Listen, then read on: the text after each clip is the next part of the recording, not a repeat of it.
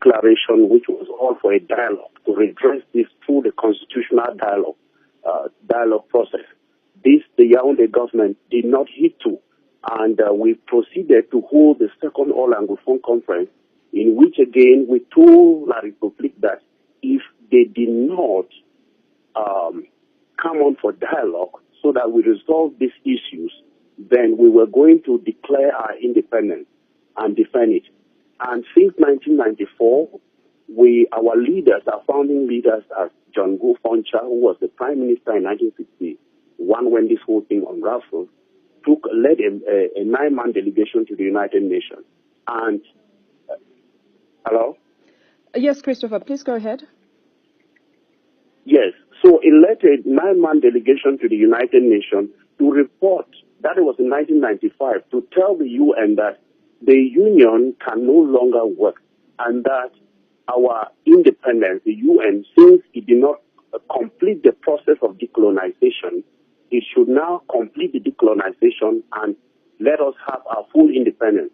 And since 1994, it has always been repression. La République du Cameroun has rejected dialogue. La République du Cameroun has rejected dialogue. And to where we are today, all effort on our own part to get dialogue on course, it has not worked.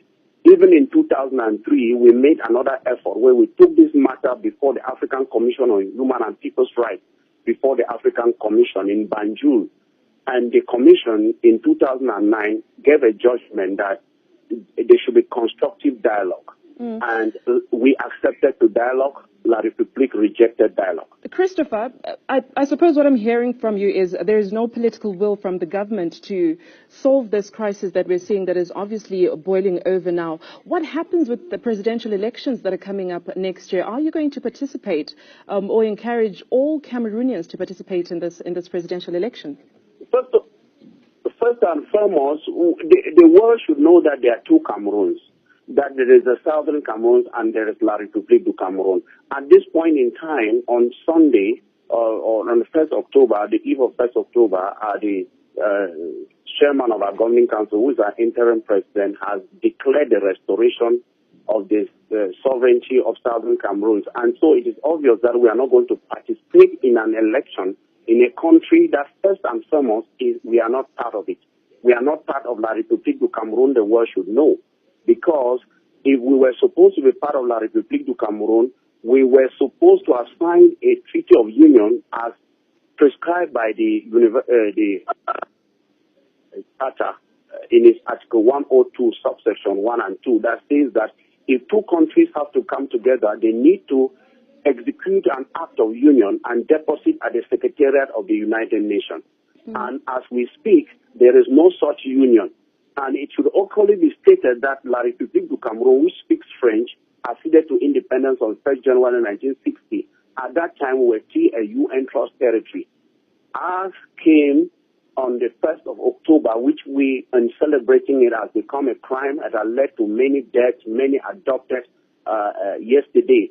So we are coming from two backgrounds. We are two different countries.